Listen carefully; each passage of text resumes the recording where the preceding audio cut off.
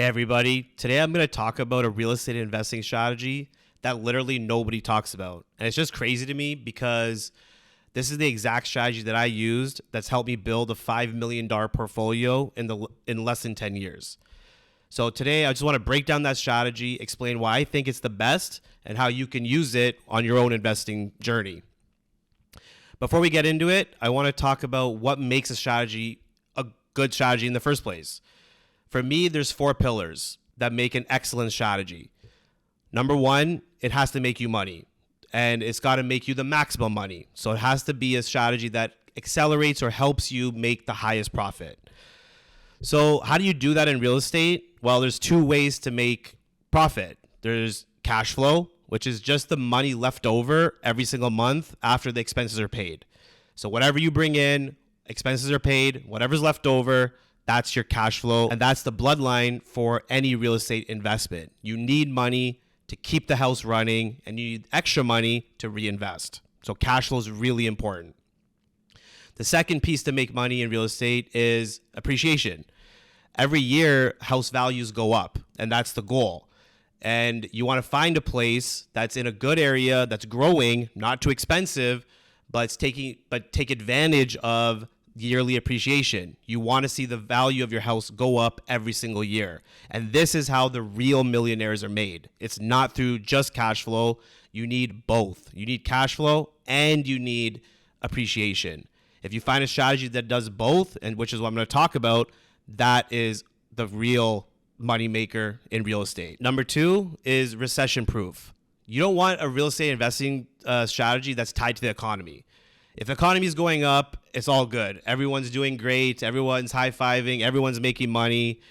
It's no problem when things are going up. That's an easy time to invest. Everyone feels great and smart because pretty much whatever you buy, whether it's stock market or any house, anything in general, when things are going up and the economy is going up, all the prices are going up and everyone feels like they're rich and they think they're very smart and that they made a very sound investment. And that's totally fair. Timing it really is everything. You could get very lucky. But the real magic and what you really need to figure out is what happens when the economy turns.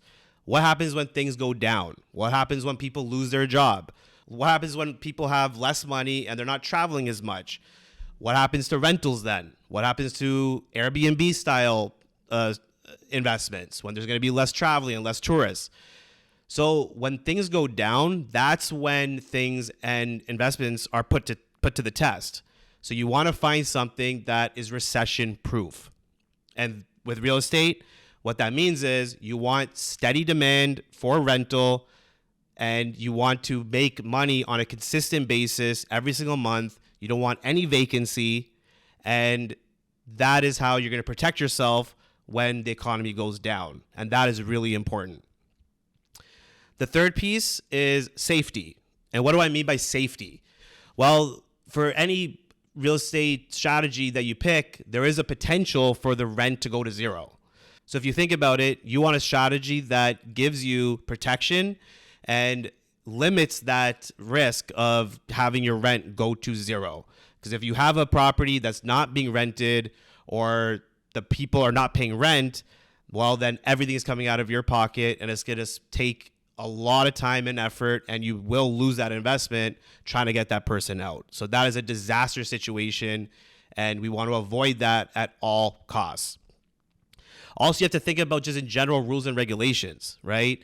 Every single day, there's new laws, new rules coming out that apply to real estate. And just, a quick example is Airbnb. There's always rules and regulations out. The business is being attacked. A lot of cities are limiting the viability and the option of Airbnb. So you just have to think about what's going to happen what's happening in the economy, what's happening with government, the policies, what's happening with the actual city and new laws and zoning rules. And you want to make sure that the strategy is going to be protected for a long time because real estate is a very long-term game. And what about damages, right? You don't want a strategy that attracts, kind of lower quality tenants or gives you a risk of people doing damage or leaving your property in bad shape, right? You don't want your property to depreciate in value, and you don't want to constantly just having to have to clean up and spend a lot of money on maintenance and revamping your property. So a good strategy is something that limits the probability of losing any money per month, like losing your going to zero rent. The fourth piece is you want it to be as passive as possible. But truly, nothing in life is really passive. If you're going to invest, you're going to have to spend time and you're going to have to monitor that investment, and it's going to take work. So nothing in life is passive. So, but in reality, if you do chart out how much time you're spending, this is what it should look like when you have a good real estate strategy. In the beginning, sure, it's going to take a lot of your personal time, right? You just started, you're learning the business, you are hands-on, you're trying to rent the place, get it all. You're figuring out how to make this thing work, and you're learning. So in the beginning, for sure, there's always going to be a lot of work. But over time, you should see that work go down. And that's because it's something that's very easy, and it's something that you're learning. Now you're mastering it. And overall, your time and effort will go down. It'll never go to zero because, again, you always have to be monitoring and you have to be making sure that your investment is doing well. So there's always going to be something, but you want to see your time go down. So those are the four pieces that make an excellent strategy. Now, the problem is when you think about real estate, these are the three most common strategies that are always being promoted. And again, there's nothing wrong with these.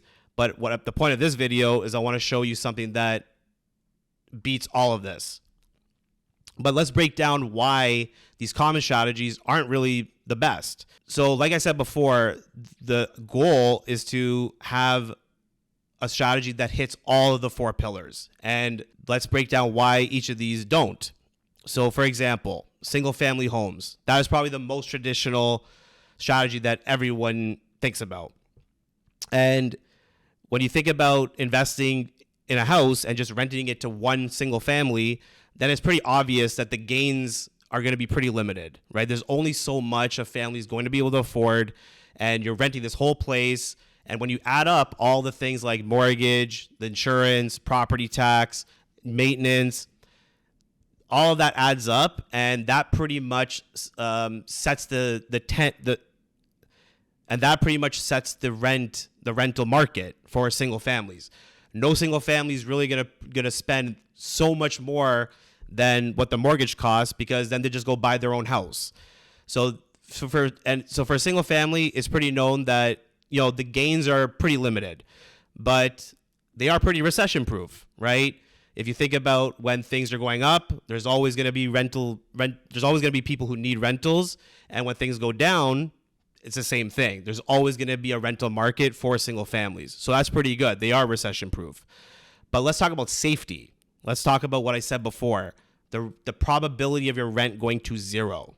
For a single family, just imagine all your rent is tied to one person and that one unit. If by chance that person loses their job or they can't pay, well, guess what? All of your rent is now going to zero. And that is a situation I want to avoid completely. You want to find something that gives you the option and the ability to protect you from a zero rent scenario. And then passive. How passive is a single family home? Well, traditionally it's pretty good, right? Like, again, this is a very popular strategy. Most people think about single families as what real estate investing is. And once you do get a good tenant, again, it's all depending on the tenant that you actually get. But let's assume you do get a good tenant, you're managing one single family, it's pretty passive, right? You're just dealing with one person and you're good to go. Let's talk about flipping. Flipping is beyond for beginners, but it's still a really good strategy. If you do know what you're doing, you can definitely make some profit. But again, this is an advanced strategy. It takes a lot of money to make money by flipping houses. You need a lot of bank and you need a lot of backup before you get into this kind of strategy. But it's still here because it's very popular.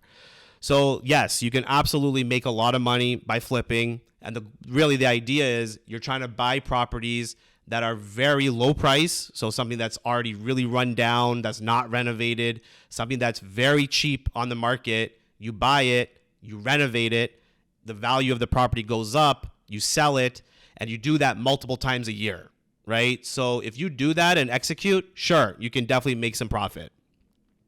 However, let's talk about recession proofing. What happens when the economy goes down?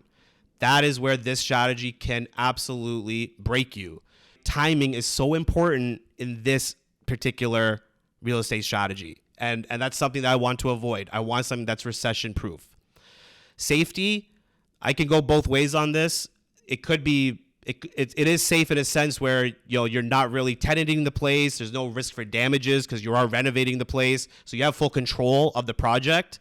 So it is safe in that sense. However, again, it takes a lot of money and backup to make this work, because when we're relying on other people, there's a high chance that it could go over budget, or the project could extend, the timeline could extend, and then you're paying for the property taxes and the mortgage upfront because you're keeping it, and there's no rent coming in because you're renovating it.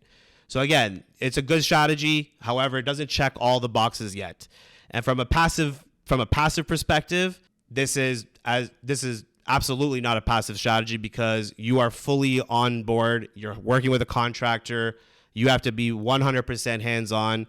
Otherwise, you're going to lose a lot of money, and you're not going to know what's going on with the actual project. You have to monitor it, and you have to project manage it. So that's a reality. You need a lot of time and effort to make this strategy work. So again, the 2 out of 4 for flipping. So now let's talk about Airbnb, which is talked about all the time as a very viable strategy. And it is. If you do it right, there is definitely a potential for profit, for sure. But just think about how much time and effort is needed to make sure you're renting it every single weekend, or every single week, every single month, multiple tenants. It is not passive at all. It is not passive at all. And in terms of safety, sure, it is backed by, a large corporation, Airbnb. There's a lot of insurance, and, you're protected in that sense, which is good. But just think about all the rules and regulations, like I was talking about before. If you go online and you check out all the rules and regulations coming out from the cities, every day you're going to find a new city trying to limit the potential for Airbnb. So that is, again, something I want to avoid completely, because I just don't know what the future holds and what the future is for a strategy like this that's so dependent on policy. And in terms of recession proof, Airbnb is 100% location based. If you have to make sure you find a location that attracts as many short-term renters as possible. And ideally, it's like tourists. That's what most people do when they rent Airbnbs. They're attracting a lot of tourists. But again, when the economy goes down and you're in a recession, what's going to happen to all that travel and the limited tourists? And that is not a position I want to be in. So just to summarize, we talked about what makes a really good strategy. And as you can see, the most common ones here, you can make them work and they can do really well for you, but they're not perfect. They don't hit every single pillar. So what is the strategy that does? What is a strategy that can give you higher gains, maximum cash flow, and appreciation? What can make you a millionaire? What's recession proof? So what protects you from the economy going down? And that's not regulated by policy or the government, and gives you a very low probability of having your rent go to zero, and something that over time will give you more freedom. What is that strategy?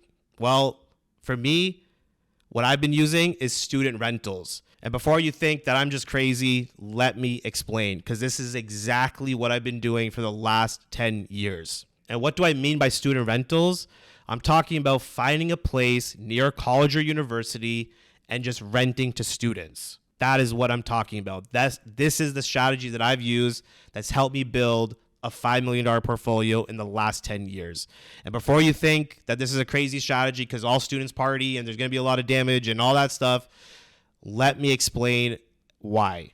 Or let me tell you exactly how this hits every single pillar for an excellent real estate investing strategy. Number one, like I said before, the goal is to become a millionaire. You want to make money when you invest in real estate, and the only way to do that is by cash flow and appreciation. So let's talk about why student rentals does that for you. Well, in terms of gains and cash flow, the beauty about student rentals is you're not just renting to one single person or one single family, and you're not renting the whole house to one person. So with student rentals, the idea is you find a house with multiple rooms and you rent each individual room out. And to give you a real life example, in my scenario, I found a house, just a normal single family house that had 5 bedrooms, 3 bedrooms upstairs, and they had a 2-bedroom in the basement. Very typical, normal house. And it was very close to a college and university. So I had 2 options in that scenario. I could rent the whole house to a single family, or I could rent each room out. When I did the market analysis and when I actually put the listings up, I was getting around $2,500, $2,200 to $2,500 per month to rent it to a single family. And that's pretty fair because that's pretty much what my mortgage costs were, plus a little bit of expenses. That's what drove the market. Again, single families are not going to pay too much more than the mortgage costs because then they'll just go buy their own house. But anyway, I was getting around $2,200 to $2,500 if I rented to a single family. But when I marketed it to students, I was getting $600 per room, and they're paying for utilities and everything. So if you just do quick math, 5 rooms, $600 per room, that's $3,000 per month. That's a $500 additional cash flow in your pocket by renting to students. And I know you're going to say, well, you're renting to more people and all that. I'm going to explain that in just a little bit, what the real difference is. Now, it doesn't just stop there. It's with students, the beauty is every single year in general, the students are moving out because they're only there for a limited time. They are signing up for a year lease, 2-year leases. In general, they're staying there for the time for the school. And there's only a couple of years at a time for every single student. Some people think that that's a disadvantage because now you have to go find a tenant every single year, blah, blah, blah, blah. What they don't realize is that turnover is a true moneymaker because every single year you can now adjust your rent to the current market levels. And just to explain that point further, there's rules and regulations when you're renting to a person or a single family or whatever, and they're there with you for a long time, for more than 1 year. There's a limit to how much you're allowed to increase your rent in some cities and provinces and states. That could be only like 2 or 3%. You're only allowed to increase your rent 2 to 3% every single year if that person stays with you. With students, because every single year in general they're going to move out or move schools, or they're going to move out of the place, you have the ability to adjust the rent to the higher market level. And that is critical. I'm going to give you an example. In that situation that I had before in my first house, if I rented to a single family 5 years ago and I rented it for about $2,500 and I was only allowed to increase it by 2% per year, that is way less than what's happened in the student market. Now, I started with a $600 per month. I started with a $600 per month per room rental 5 years ago. Now we're talking around $800 per room. $200 increase per room in the last 5 years. That's $1,000 extra that I'm getting this year. So that is huge, and that is the turnover is an advantage when it comes to student rentals. Your cash flow is increasing every single year. And like I said before, when it comes to the real generational worth and net worth and how you actually make money, you need appreciation and equity. And location is critical because you have to find a place that's going to grow in value. Well, for student rentals, it's really easy to pick a location. You pick a place that's really close to a college or university. It's not that hard. The strategy is simple. So You don't have to guess like where the next growing city is or where all the tourists are coming from for Airbnb. That risk is taken away because you just pick a place near a university, a good university. It's simple. You don't have to think about it. So that's what I'm talking about that's what I'm talking about when we're talking about higher gains and profit. Student rentals gives you an ability to really maximize your profit over time. Okay, now let's talk about recession proofing. What happens when the economy goes down? Well, the beauty about student rentals is that no matter what's happening in the economy, there's always going to be students. Students are always applying and going to school to get an education. That it doesn't matter if the economy is up or down. The trend is very favorable for this particular strategy in terms of the demand and the tenants that you have available to you. No matter what's going on in the economy, students are going to be there and they're going to need higher education, and that is your market. So there's a steady demand, and in general, you don't see colleges and universities shut down, so you're pretty much guaranteed a steady base every single year, no matter what's happening. Safety, well, this is my favorite topic. The potential for rent to go to zero is one of the cases that you have to understand, especially when you're renting to single families and picking a real estate investing strategy in general. You don't want your rent to go to zero.